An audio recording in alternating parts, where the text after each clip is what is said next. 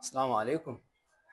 ‘Yan uwana ɗalibai masu koyo, in dai ka iya furta waɗannan kalmomi da kyau, ko kin iya furta waɗannan kalmomi da kyau, babu shakka sarkin Ingila zai yi farin ciki da kai ko zai farin ciki da ke. Kalma ta farko ita ce ingenue.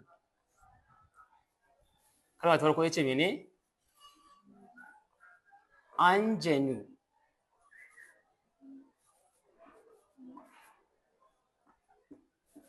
Me za ka ce wannan kalma? Ingenue. Spelling ɗin I-N-G-E-N-U-E. Amma me za ka ce? Ingenue, kar ka ce ingenue. Menene ingenue? Shine innocent lady ko innocent girl, yarinyar da ba ta yi karamar yarinya haka. Wasu kan fassara shi da matsayin ma kamar kwaila haka. To karamar da yarinya ita mene? Ingenue shine furcin. Kalma ta gaba ita mene? Quinoa. Quinoa. Ya za ka furta wannan kalma? Quinoa. Spelling ɗin Q-U-I-N-L-A. Amma me za ka ce? Quinoa. Kar ka ce kinu ko kinu. Me za ka ce? Quinoa. Me ye quinoa? Shine wani fruit ne, high protein dried fruit ne da ake ci. Misali sai ka ce quinoa is a healthy food.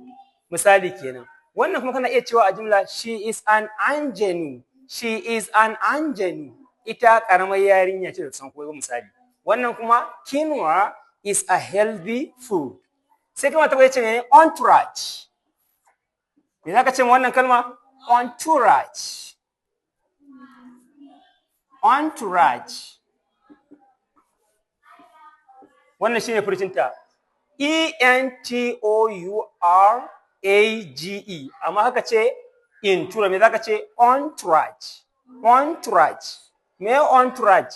Shine kaman a ce group ko followers na wani group na ko jeri na ababen hawa ko abubuwa haka. Group dai misali. Kana iya cewa the singer arrived with his entourage. The singer arrived with his entourage. Mun gani mawaƙin ya iso tare da followers ɗinsa kenan kuma yaransa kuma biya bayansa. Sai kuma ta ce mene? E-N-M-A-S-S-E. Amma me za ka ce? En masse. Ya za ka furta wannan? En masse. En masse shine furcin wannan kalmar. Me en masse? Shine kaman ka ce all together, collectively.